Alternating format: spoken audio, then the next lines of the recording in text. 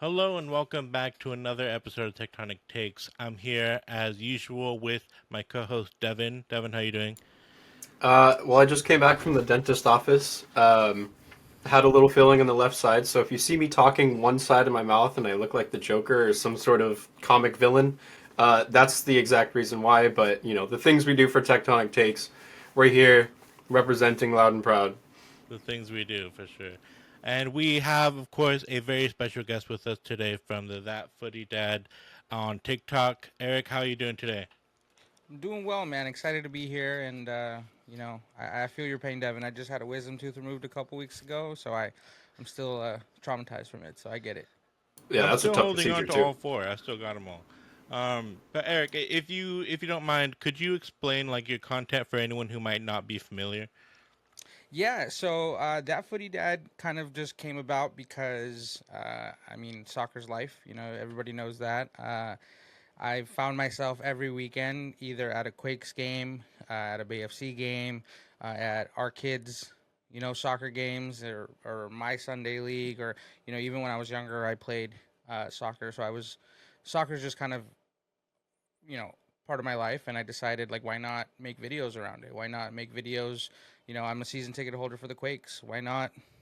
Take the things that my wife and I bicker at each other about on at the stands, in the stands while the Quakes are playing, and put it out to the world and see if people like it. And that's kind of where it came from. So it's just me documenting my life as a soccer dad, a fan of the Quakes and a fan of all things soccer. Oh, for sure. That's why we do it. That's why we show up every week. If I could like not do this every week, I would. But I love doing it. I love being here with you guys. But man, it just gets harder and harder every week. It feels like because these guys just they don't want to repay us. We're here putting in the work, and they're out there. They're running around for sure. But you know. But yeah, that was a difficult 4-2 defeat at the hands of LAFC with new MLS player Heung-min Son getting on the scoreboard. But he was, some might say, outperformed by Denis Bouanga, who, got his 20th goal of the season, I believe. Favi was saying to me in the press box that that might be I believe that makes him the first player in LAFC history to get 20 goals in three different seasons. Devin, can you just what was your thoughts on Bouanga in this match? Well, considering, and I believe Boanga had a hat trick this game. He did. The fact that he had a hat trick alone speaks for itself. Heung-min Son did open the scoring, but Buanga, time and time again, what can we say about him? Like, I'm not trying to glaze on LAFC or do all this or that, but it's a fact of the matter is Buanga knows where to be, where to put himself, and when to put himself at the right place and the right time. And he has the footwork to open up space while he has the ball and find a way to put the ball in the back of the net. And sure enough, he did that three times against us, twice in the first 15 minutes of the game. Um, it's Denny Bouanga. He's now in the Golden Boot race for a reason at this point, close to Messi and I believe it's one of Nashville's attackers. Um, but yeah, it's the nature of the game for Denny, and that's why he's been wanted by so many teams in Europe, and he's got a big price tag above his head because he impresses week in and week out. Eric, anything to add?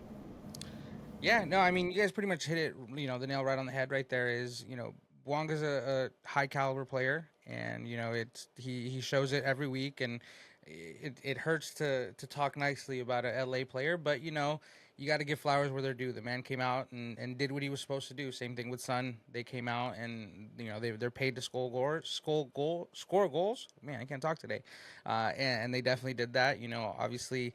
Um, a great player was made to look even better by our Swiss cheese defense this week, which was not, I don't think he needed our help for that. And the Quakes here to please everybody but us. Something I was telling Abram, and we'll definitely allude back to this, but right before the podcast begun, I'd mentioned to Abram, like, if we ignored the first 15 minutes of that game, we win 2-1. We win 2-1. Simple as that. If we played 75 minutes of football, we win. Yeah, and I mean, unfortunately, we can't call it that way. We can't be like, oh, we can't cut it off of the match. But yeah, that tends to be how it goes sometimes. Some we'll be better in a lot of different categories. Will dominate in like this game. We had about double the possession and so many more shots, but it kind of doesn't matter. It felt like inevitable that like we were gonna get beat on the counterattack. They were waiting for us to leave ourselves vulnerable, and it wasn't even just like that they broke us down that much. It's that we made huge mistakes that led to goals, and they were very precise about it and very clinical. And sorry to start this podcast off on such a like hard note, but that's how the game started off. All of us in the stands, within a minute of the match starting, we're already down a man, down a man. We're already down to 1-0, and it didn't get better from there. Um, Eric, I know that you like to do the good, bad, and the ugly on your TikTok. What bring us back to some positive vibes? You want to start off with the good if you can. Well, it's funny. I do say that, in my videos, whenever I do talk about the good, the bad, and the ugly, is I always like to start off with the good, start off on a positive note.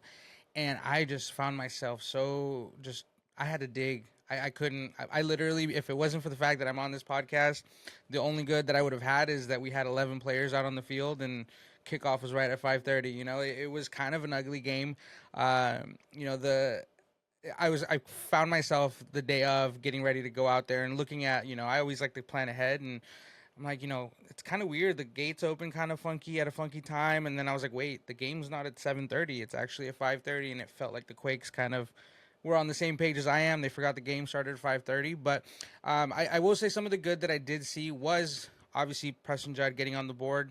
The man's making a case for himself. It's good to see the young guys feeling themselves in these big games. Playing in front of 50,000 people, no matter, especially in a crowd where it felt like an LAFC home game. But to see them go out there and fight the entire time and not necessarily give up front, regardless of what the defense was doing, is definitely the main good that I really saw, and is kind of that grit FC is kind of becoming that Goonies 2.0, and I love to see it, and I just wish they were rewarded a little bit better than they were for their efforts. I want to see more praise for Seni Buddha as well. He didn't technically. I don't think he got the goal because when the Quakes posted on YouTube their highlights, it was considered an own goal.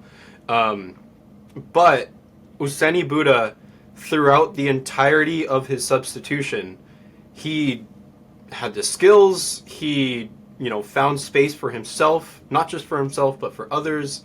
Um, he made the game look as entertaining as it should be. As fans want to pay tickets and money for. That's exactly how he plays his game, and every time he steps onto the field, you don't know what's coming from Seni Buddha, and it's usually more of an impressive feat than anything. And I wanted to give Seni Buddha a shout out since we're talking about the good right now. He absolutely deserves it, and despite him not getting the goal specifically, he was there at the right place at the right time to make the LAFC defender um, generate a mistake, putting it in his own back of the net. So, Yeah, Yeah, you're definitely. 100% on it right there. Go ahead. Go Sorry. ahead. Yeah, no, Useni Buddha definitely is one of those players that I feel I wish we could see more time from. I think he's one of those. He kind of gives off like a young Alfonso Davies, even though I think they're pretty much the same age. I think that's kind of the vibe that I get from him. I love the speed. I love that kind of dynamic offense that he brings, and the fact that he kind of does help. Both sides. It does help, but he's just one of those players that I hate that we haven't found a starting role for him. I think he's a player that when the time comes for him to move on, because another team's gonna come knocking, they're gonna see what Bruce Arena doesn't, and he's gonna find a starting spot somewhere. Hopefully, not anytime soon. Hopefully, we see him get more minutes, but he's one of those players that we're gonna see move on and definitely regret. if he does move on, do we see him as another like Danny Musovsky? He moved on from the Quakes, went to RSL, went to Seattle, and now he's still somewhat consistently scoring goals every season. I Do we would see say that out that of Seni Buddha? that's about the caliber. I would say. I'd say maybe a step above. I remember Musovsky very, very much when he was here, when he was with Reno, and I think he's one of those players that was kind of that same idea. He's a very good utility player, but I definitely see Buddha finding a starting role, at least MLS level, if not somewhere in like like your Danish league, your somewhere in Europe that's kind of a not necessarily a big five league, but definitely somewhere uh, of where he's going to find himself playing Champions League soccer at some point. That would be an amazing claim to fame for us to have another player in the Champions League because we had Marcos Lopez go over to he went over to Feyenoord Fine. then Copenhagen, and obviously I'm taking credit for him every chance I get. But another positive I wanted to bring up was our first goal. I really like how it went because uh, obviously it was scored by Preston Judd, who is the main the main guy championing the Grid FC moniker. Really embodying kind of the mentality that we'd like more of our players to have on the pitch. And the goal started off with him pressing Lloris. Lloris didn't really have a good option, so he went wide to a player who was kind of isolated, and Costa was pressing him, and the guy wasn't able to bring the ball down because of that pressure. So he had to head it. Costa then headed it onto Chicho Arango, who did an amazing job with like a kind of a sombrero to get it over the guy and then head toward the goal. I can't give him the credit with the assist because he was dispossessed, and that tackle kind of went over into the path of Judd, who then ran onto it and got a finish. Great play from Judd to recognize that situation and take full advantage of it. Um, and obviously, it's a great play from multiple different players involved, of course. So that's definitely another positive. Anything you guys have to say about that goal? Yeah, no, I think you're right on there. I think Judd is one of those players, and in these games, in these rivalry games, where I think I don't think the players take it as seriously as the fans, but the LA games definitely there's some animosity between the players. I think they all know what's on the line, and Judd is one of those players that can really get into that mental game and really just try to chip away at those mental barriers that the opposing team has, and you know just piss people off. And I love that kind of player in these kinds of games. So to see him get on the board and uh, just basically just breaking them down, that's what he's here to do. I just again just wish he'd been rewarded a little bit more for their efforts. Yeah, definitely. And I think that's unfortunately like one of the last positives in this match. So we're gonna have to go over to the bad. And I know that it felt like a little bit of a LAFC home match, but obviously that's not due to a lack of trying from our support groups, who obviously do a great job. Although they are not fans. We've talked to the people in the Discord who are part of the support groups, and they're always complaining about Levi Stadium because of how difficult it is for them to set it up, and then they're in the sun.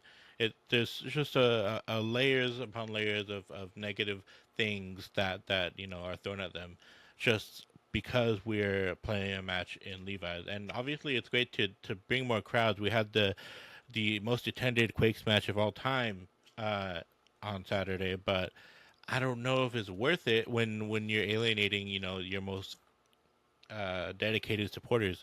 And Eric, you told me earlier that you had a really difficult time in this match. I don't know if you want to talk about it, but yeah. Yeah, I mean it's one of those things where it's hard to I can deal with bad seasons. I can deal with bad games. I've been a fan since I could walk, right? I got to see my team lift the trophy. I got to see them lift two win supporter shields. I've seen them win wooden spoons.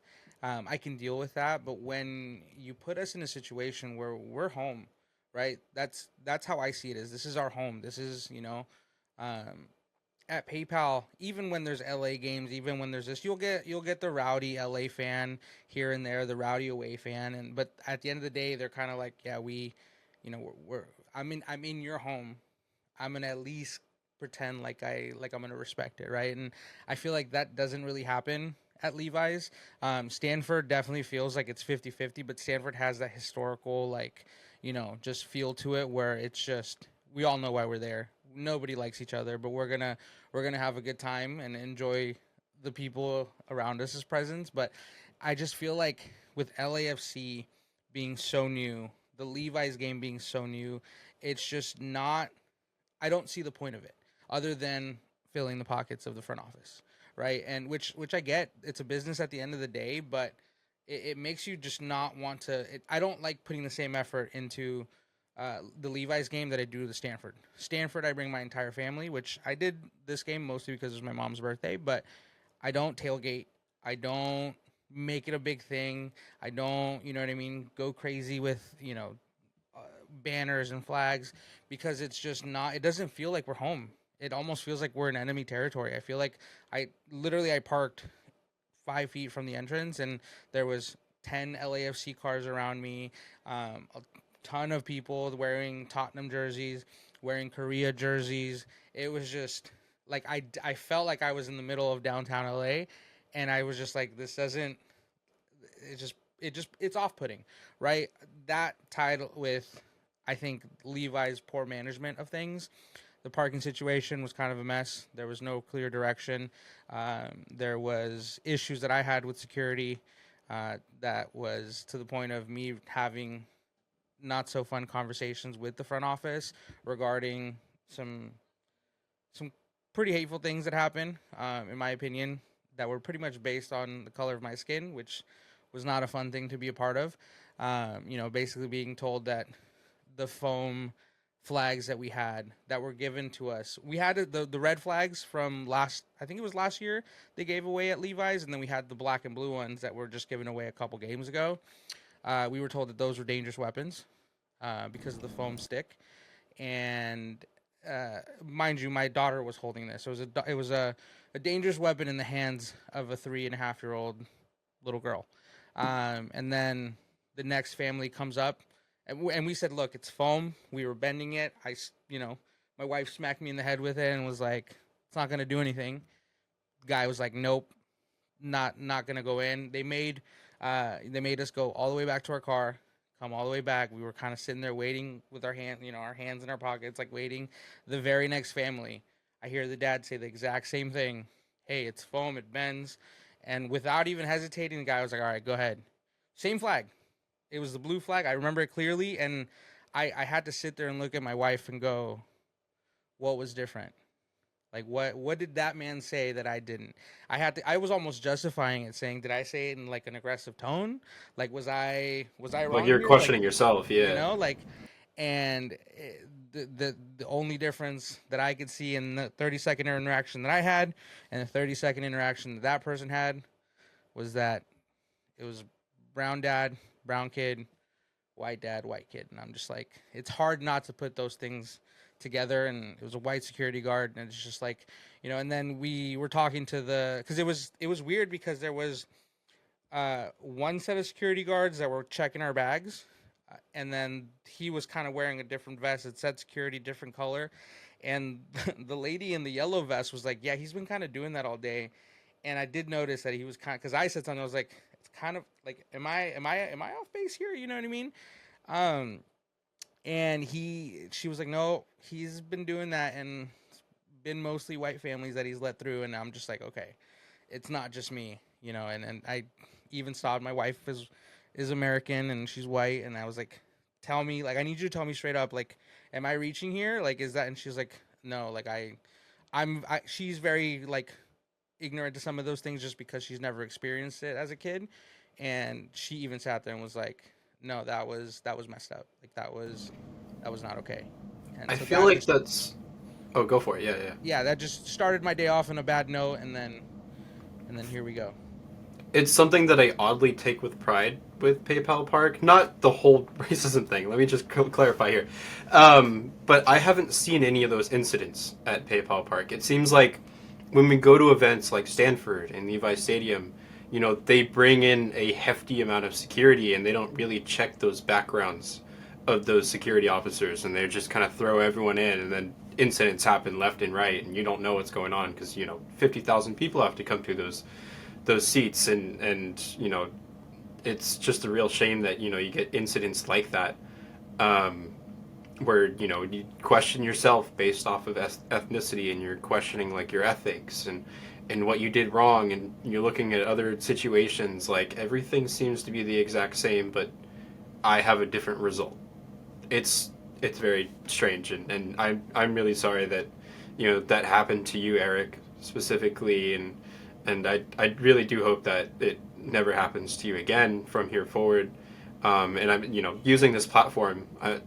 Hopefully someone can see that and share their story too, or someone from security sees it and they can make make right of a wrong at some point down the line. Yeah, and for me, this is where I will give the Quakes 100% their flowers. Is I did end up talking to, I went to the season ticket booth and was like, hey, I need to speak to somebody, a manager, and she was like, and I felt like a Karen because I was like, but she was like, is there something I can help you with? They're all the way on the other side of the stadium.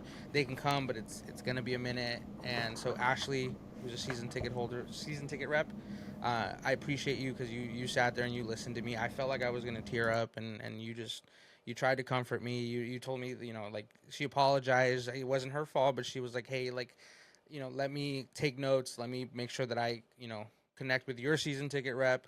And then, Sean, who's my season ticket rep, actually came out to our seats, and we just had a good conversation about it. We spent pretty much most of halftime just talking, and I was like, look, like I'm not one to pull the race card. Like I can see how that can be overused, especially nowadays. Like every little thing can be like, oh, it's because I'm brown. It's like no, like I only call it out when I really feel like this has happened because it's not the first time that I've been racially profiled, and it's definitely not going to be the last. And that's just a sad world we live in. So the only thing that I can do that's in my powers is help educate and then counteract that by spreading positivity, right? I try to put out twice as much good as the bad that I take in, and that's what we did this game. We gave away some really nice seats to a family up in the nosebleeds, and just trying to counteract that evil that's out in the world with positivity, and that's all we can really do, and just you know fight evil with love. That's it's kind of corny, but that's really how I feel.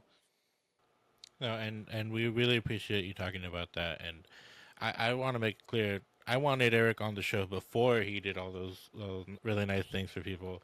So it's just like really exemplifies the kind of person you are. And it again, I want to apologize also, and that really sucks that happened to you. And I can't I feel bad because my apology doesn't mean anything really, because it sucks that the this is probably not going to change. And if you hadn't gone to talk to your rep, or talk to people, then maybe nobody would ever hear about this guy, right?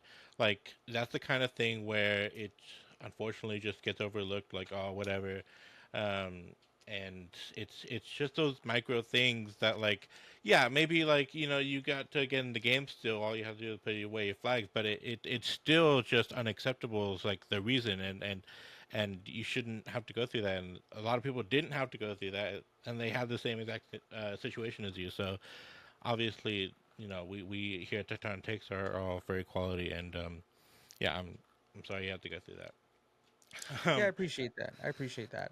It's definitely one of those things where you know I I'm sometimes I'm happy that it happens to me because I'm religious. I don't like to really you know put that out there because again it's a weird world we live in. But I know that God puts things in my path that I can handle, and that He knows what I can do, and I think that that's what happened today. Is it fueled me to do something positive for somebody else, and I have a platform.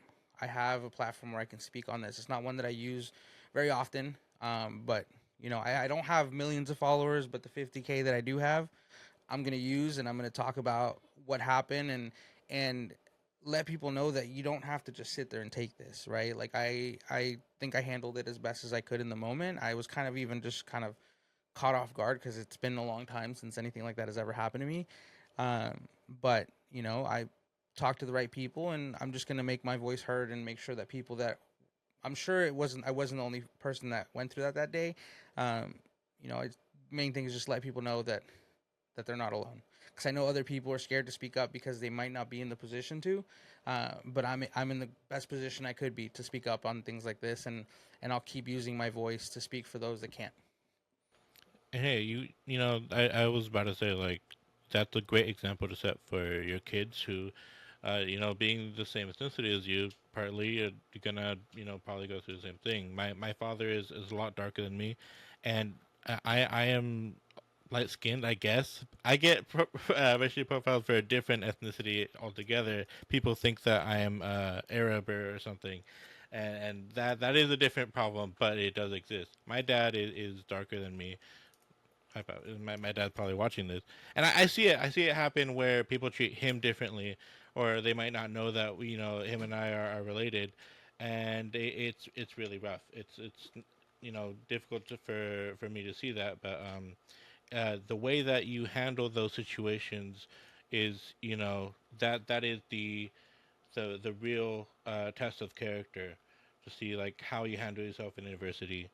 You know that you're being treated unfairly, but to still handle it with grace is very admirable, and uh, I admire you for going through that. And again, I this we planned to have you on before this happened, so we didn't even plan to have this conversation. But uh, no, that's it's just really tough to see the state of the country right now, and we try not to talk about it too much, but it's really it's a lot. Yeah, as we grow every day passes, incidents like these becomes more prevalent. So at some point we have to talk about it during the podcast. Tectonic Takes, we are very Quake spaced. Sometimes we do reach out to other games and discuss other leagues and Liga MX or international games, etc. But incidents like this unfortunately do occur, and this is, I think, a good time to raise awareness to it in the future, and kind of let fans know, especially because as a white man myself, if I see something that you went through, Eric, I definitely would absolutely speak up on behalf of them and defend them and support them. So the more we talk about it, the more awareness other people of, you know, Caucasian Caucasian folks will hopefully take your story into account and stand up for you and others like you in the future. And that's a promise that I have if I were to see that ever happen again um, in the future with you. Yeah, and he's not kidding. Devin would do that. Devin's a great ally. Um, that's why we have him on. But guys, let's get back to the soccer. A slightly less dark topic for us.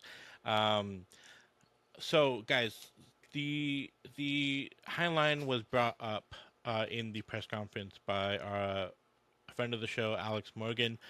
He was asking, Bruce, do you think that was an issue for us? And for me personally, I'm like, well, they did get in behind us a lot.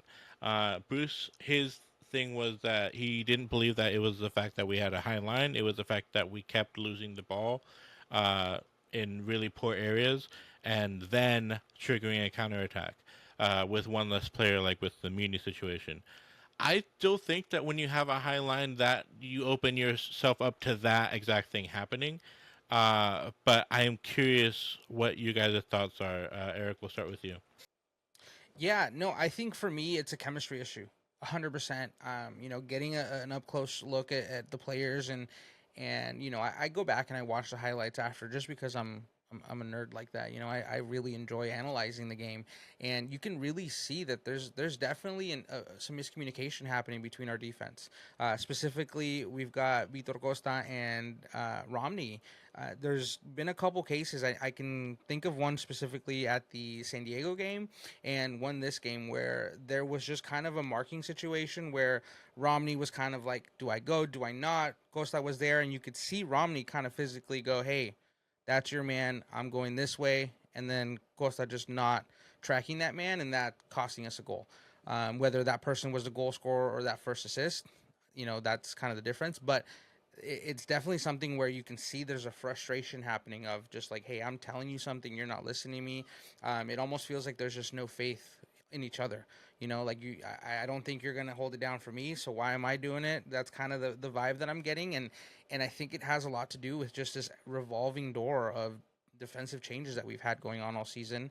And I'm sure there's a little bit of that, camaraderie of like, hey, like you're taking my guy's spot, like I'm sure there's a little bit of that, and it's just it's ugly to see up close. Devin? Yeah, I mean, to the meat and potatoes here, like when you start with a four back and you already have a high line against a team that's well known since they've started, since after their Chivas USA days. I'm just gonna take a little dig in there because why not? But since their LAFC specific inception, they're a counterattacking team.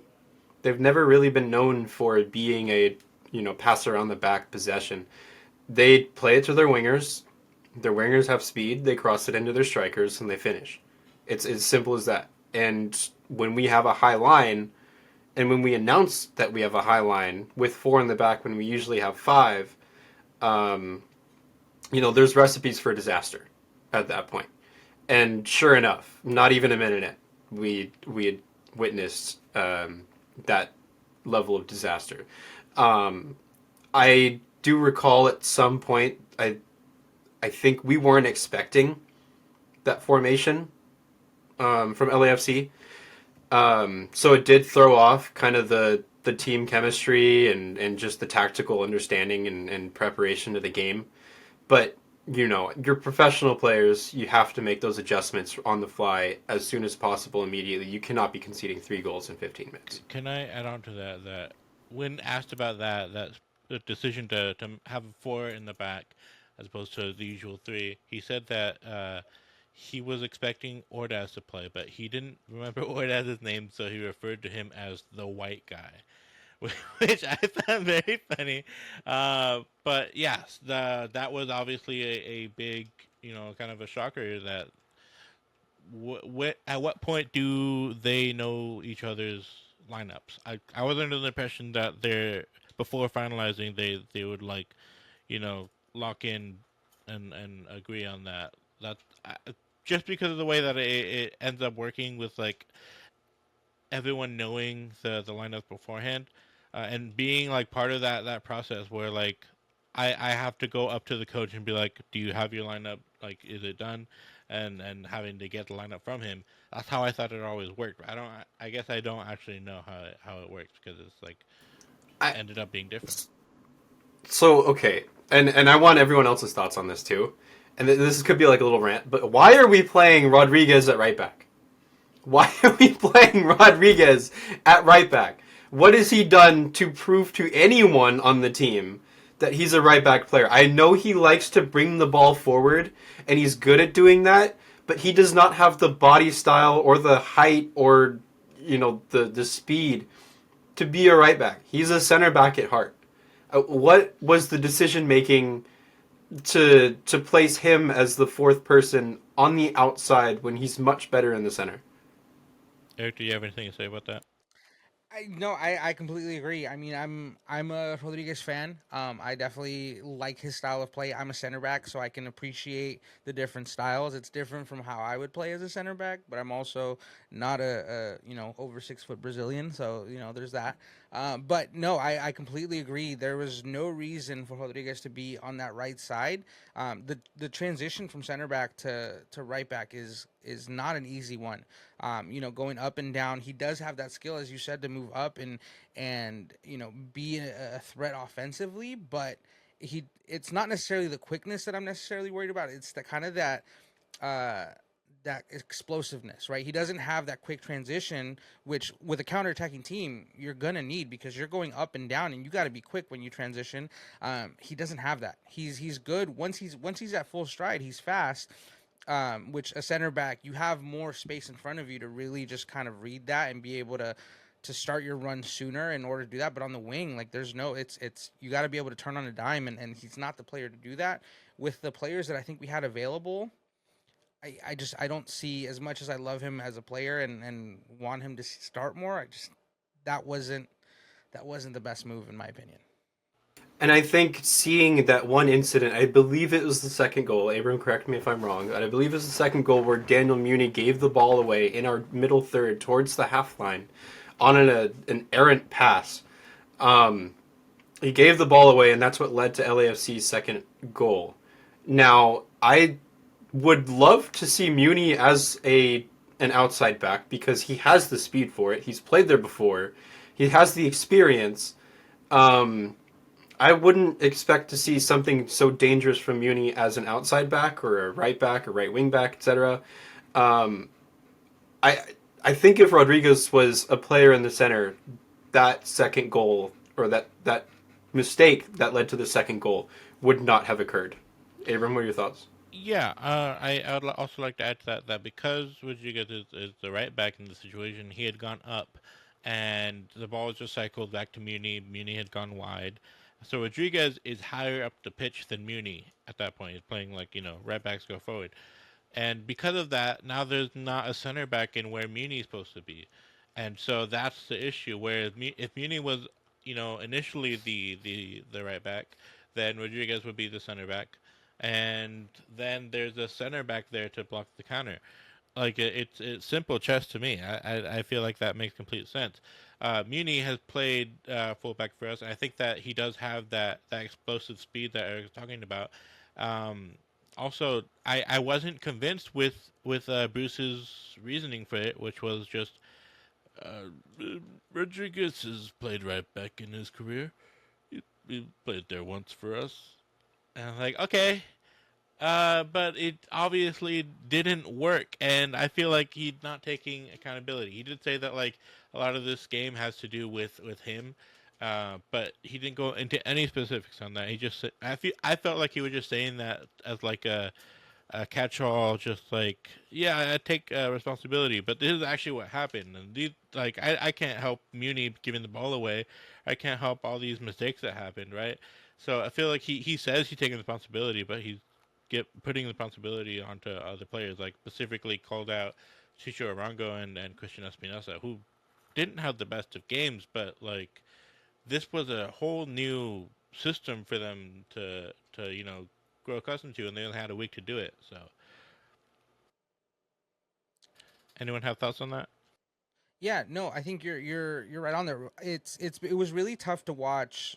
Not only the just what goes on in the player's head as they're trying to find their rhythm in this new formation. That I mean, it's a basic 4-4-2, right? But we've everybody's played in a 4-4-2 in their life. But when you've already bought into a that I think it's more of a 3-5-2, but people are calling it different things. But when you've bought into that system and it did okay for as long as it did, right? We kind of had a weird start to the season, and then players start getting rotated, and the faith in that system starts to kind of die down. But then you have better games, and it starts, so you're kind of up and down on whether or not your players are buying in, and then you go and switch it up midweek. We don't know how long they were working on the tactics for this formation. So it's really just awkward to see. Like it's hard to see. Is it the player having a bad game, or is it the formation throwing them off, or is it something else with like what I'm talking about earlier? Is that chemistry? It's pretty obvious that some of the players aren't necessarily the happiest right now.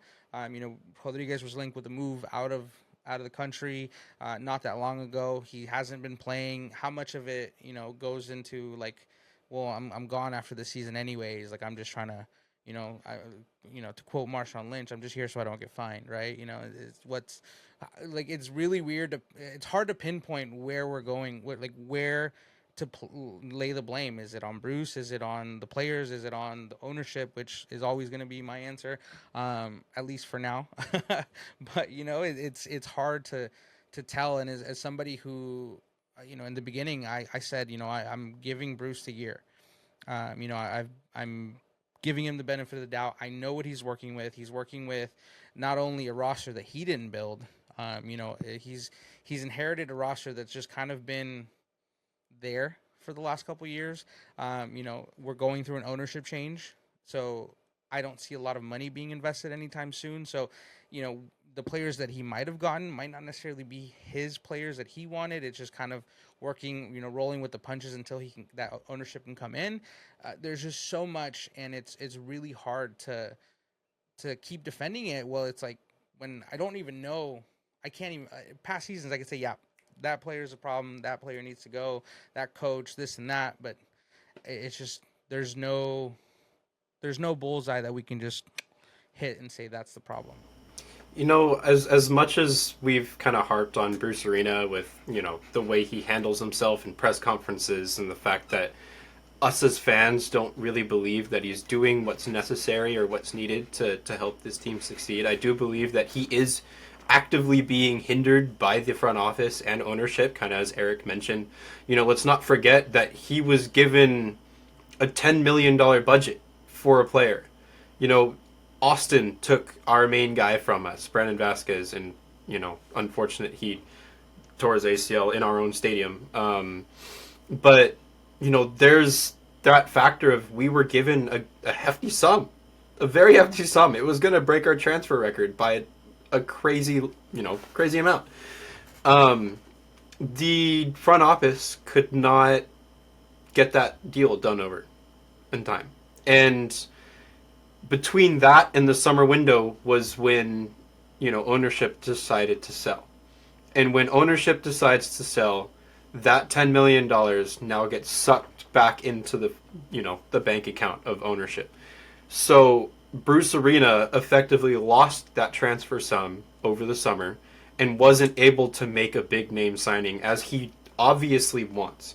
We got rid of Hernan Lopez Munoz because we were on track to sign Acosta, which we wanted to earlier on in the season, and some southern team picked him up before we could, even though Tom Bogert had announced that we were in the running for him at some point.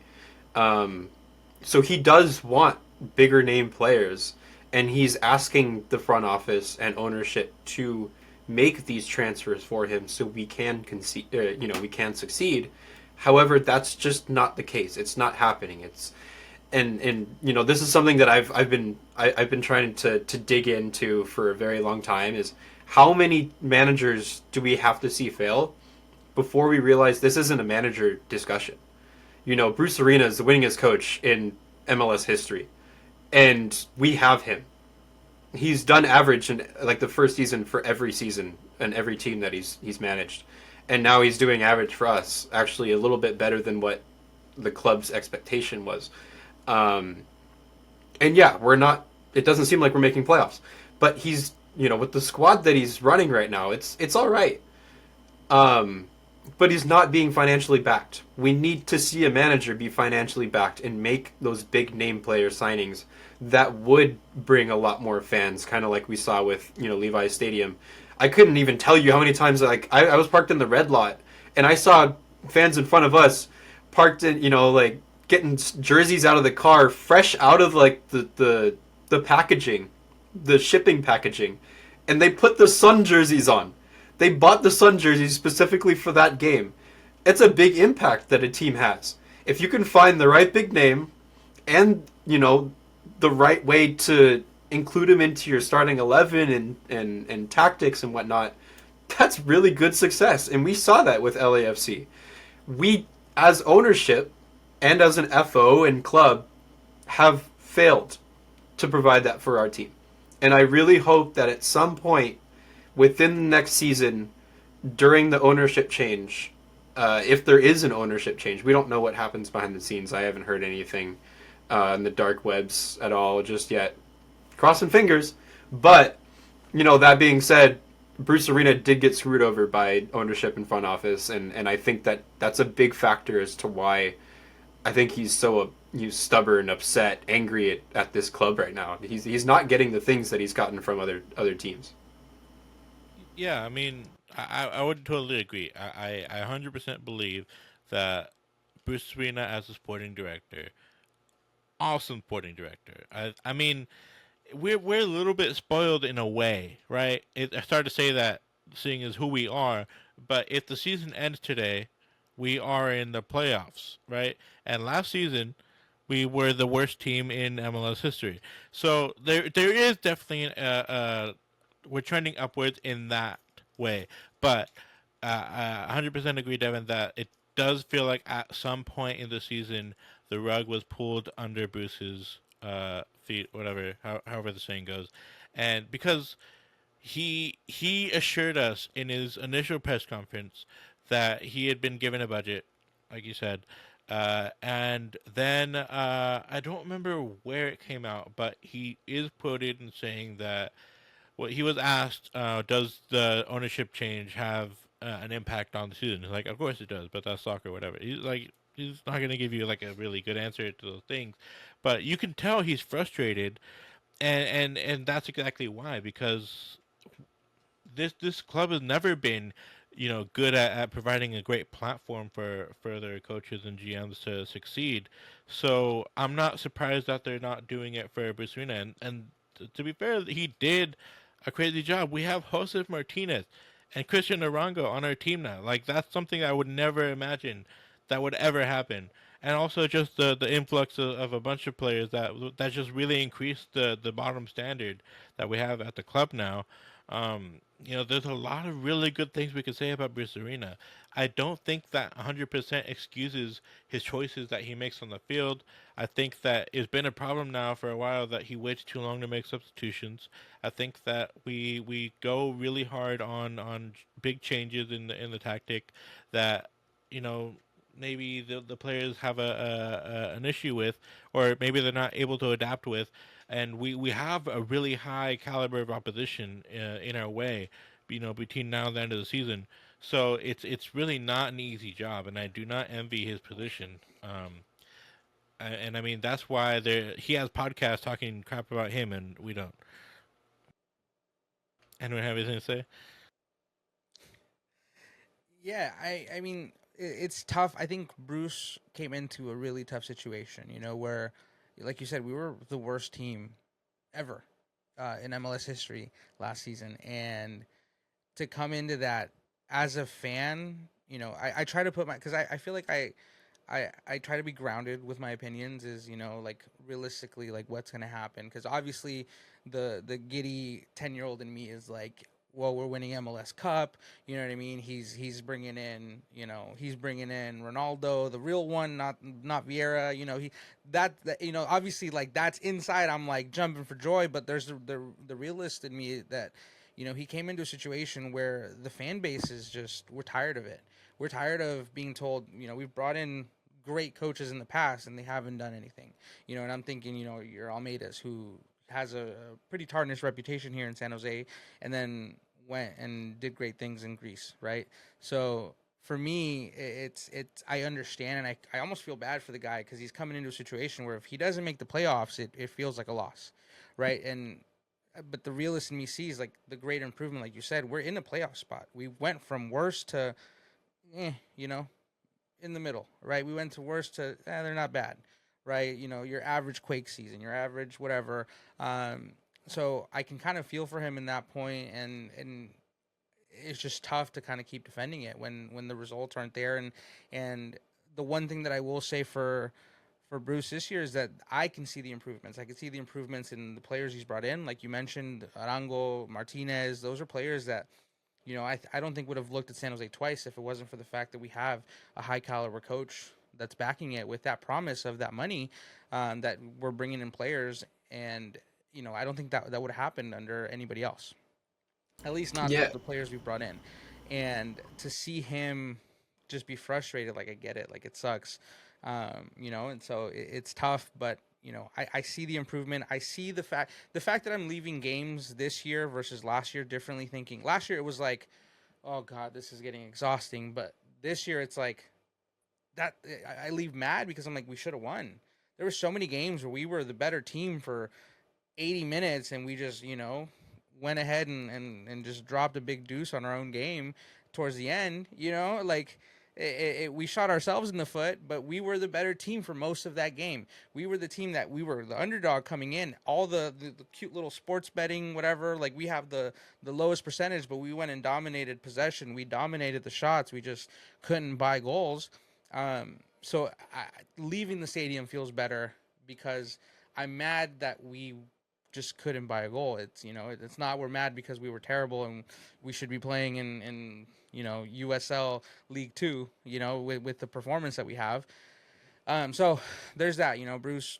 I'm still giving him the season. We'll see. I only know what I know, and what I've heard is January is when everything wants to get tied up in a bow and be done. Don't quote me. I've heard it from reliable sources. That the I don't know that an owner has been locked in yet, but I know that January is the date that they're looking to have something in motion. So I don't know what that does. I don't know if that owner is going to come in and hit the ground running and aim for that winter transfer window. But we'll see. Those transfers better come in quick. That's all I would say. For sure.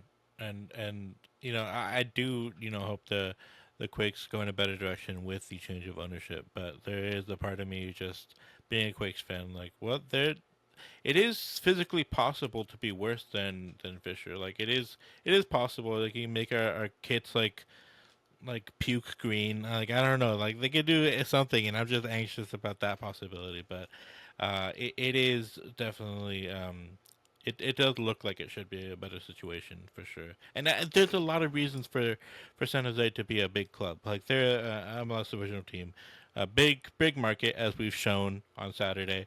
Uh, a lot of things, a lot of history, a lot of very passionate fans who are desperate for a winning team. Um, but I guess we're gonna have to wait till January. Um, Guys, is there anything else? Any closing thoughts that we'd like to touch on the game? Um, Anything you saw that you think that might have been? I do want to actually discuss something here, and that's the substitutions made by Bruce Arena. I know Abram had mentioned a couple of minutes ago that Bruce Arena is known for late substitutions, but at least this game at Levi Stadium, we saw surprisingly early substitutions. Benji Kikanovic, Oseni Buda, Josef Martinez, they were coming in fairly early, or at least earlier than we've expected in the past. Um, and I think we saw improvement from those substitutions, or some subs, not all, like Oseni Buda and Benji Kikanovic on the right hand side. I think he did a pretty good job with locking it down, and his movement off the ball. That was something else I wanted to say. In comparison and contrast to LAFC and the Earthquakes' level of play is, I think the experience that Heung-min Son kind of provides. As a Spurs fan myself, like I hated this game because I watched him score a goal and I couldn't celebrate, and I just hated him seeing leave Tottenham in general. But that being said, you can see the difference in quality with Son and the rest of the team and the rest of the league. Like they're interchanging with each other. Son's making underlapping runs behind, underneath, and around Buanga and around the striker, around other wingers. He's opening himself up for space so he can open others up for space at the same time and confuse our defense. We don't see that from our side. It's very basic, very vanilla play. Someone checks in, someone pulls out. There's a lot less interchanging, overlapping, underlapping behavior like we used to see when, and I'm gonna. It feels weird to say this. When Tommy Thompson was on the team, he was into overlaps. He loved overlapping and confusing the defense and making them, jumbling their tactical decisions. I loved seeing that. We haven't really seen that this from any players or just from the team at all this season. I think Benji Kikanovic brought a little bit of that as a substitute. But back to the substitutes as a whole, I did think it was somewhat worrying that the substitutes that came on, besides like I want to say like Buddha or Benji, most of them acted like they were playing for 90 minutes time. I don't know if you guys saw the same. I don't know if you saw any different, but there wasn't as much hustle from our substitutes as you would like to see from them. What are you guys' thoughts on that? Eric? Yeah, no, I agree. And, one of those players is Ricketts, who has kind of become a friend of mine. And he's one of those players where he's got so much to give, and it just didn't feel like it was there this game, and it just didn't feel like we were really playing to win. I think everybody was just kind of like, let's just finish out the rest of this game and worry about the next one because they have our number this game. They're gonna keep doing what they're doing, and it's really disappointing to see from all those players where we just were. But I think there has to be some accountability from our end, right? That's our role in this. We're the 12th man. We're the ones that are supposed to rally behind them. And that stadium went so quiet for 60 minutes, right? We were there, and as soon as things started to kind of pick up, that second goal came in. I think at the 80th or whatever it was. Things started to kind of pick up, right? And at that point, it's too late, right? If that's one thing that I will respect 1,000% about the Ultras is that they're giving it all for 90 minutes because they know that atmosphere definitely it rallies up the players. And I think that's one thing that I would like to see improved is as a fan base is when those subs come in, like let's sub our mentality, right? Let's sub out the crappy feelings and feeling like you're not like we're gonna lose this game and say, okay, here, reinforcements are here, the cavalry's here. Whether or not we truly feel that way, right? It doesn't matter if we're out there, we're chanting, we're yelling for our players. I think it gives them that mentality of like, okay, I can do this because at the end of the day, they are professionals, right? This is their job to do it, but we all have jobs that we're professionals at, and an attaboy goes a long way when you're at your office, right? If your boss comes in and says, "Hey, man, you've been doing really good. Like, I need you on this project." You come in on the project, and everybody around you is like, "Oh yeah, like this guy's coming in. Like, let's it's the same idea, right? With they're having bad days at work right now, so let's rally behind them. That's what we can do. That's what we can control, and hopefully when those subs do come in, they come into that fanfare and it pushes them to give that extra 10%. I think you make a good point with Wreckage too. It's a name I didn't present as one of the good subs. I think on the left hand side, he presented a couple of interesting crosses, and I'm not just going to say interesting, but they were dangerous. They went over the goalkeeper's head toward far post, and unfortunately, I think there were some players that couldn't connect. But he presented good opportunities for the team to finish, or at least make a dangerous chance out of. So yeah, Ricketts was another name to impress. Go ahead, Abram. Yeah, I just want to say Ricketts is he's one of the players that it's not his rookie season, but he's playing like it is in the level of hunger that he shows. I spoke to him at the beginning of the season and I said, "Do you think this could be a breakout year for you?" And he's like, "Absolutely."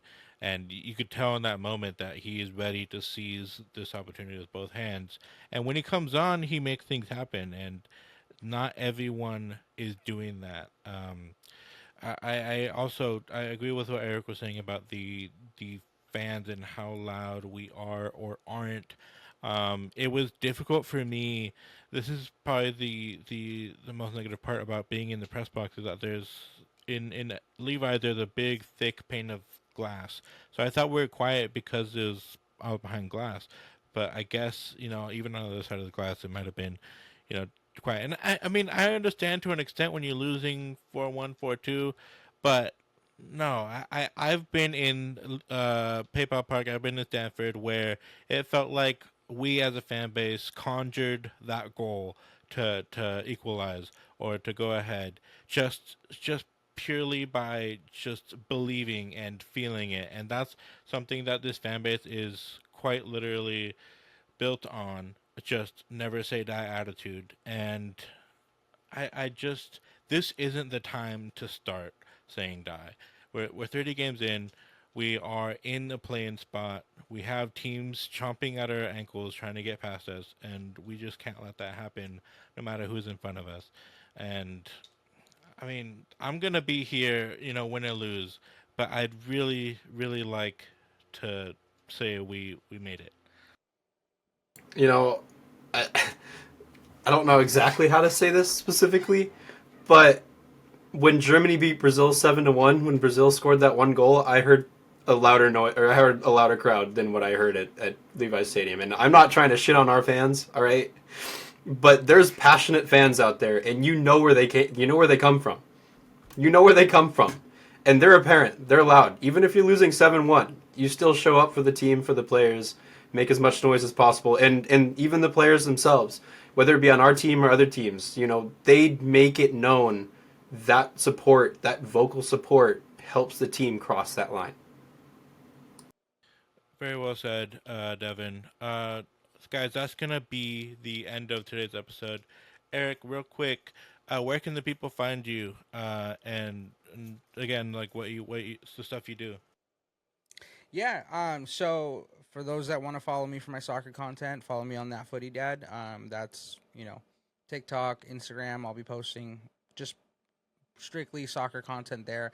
If anybody wants to find me for my main channel, it's official Black Turtle. This is where we pretty much do all my family stuff and all the stuff you guys see in the back, motorsports, I all wanted to that kind of ask stuff. about those. Like, what are those trucks? They look hella cool. Yeah, so that's for my day job. So I'm actually a project manager, and I work for a company that makes RC cars. So I get to play with toy cars all day, and I go out to events. We use the toy cars as an avenue for fundraising. We have events for that raise money for kids with autism. So that's kind of like I said, I try to put positivity out in the world. But those are my fun. That's my joy. That's what pays the bills. What keeps the lights on is the toy cars. So official Black Turtle. It's a That's dream my job right there. my alter ego.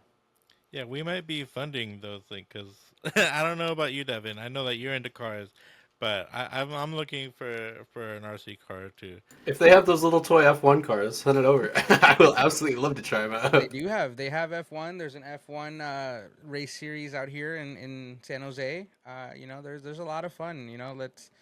We'll chat a little bit more about it offline, and we'll get you set up. I know a couple people. Motorsports has been a blessing in my life, and it's like I said, it keeps the lights on. Yeah, we would be here for another hour talking about cars if we could. But yeah, thank you guys so much for joining us for this episode of Tectonic Takes. I think we're on 151. I joined the show on the 51st episode, but I haven't made it. I'm almost at 100 episodes, guys, so stay tuned for that.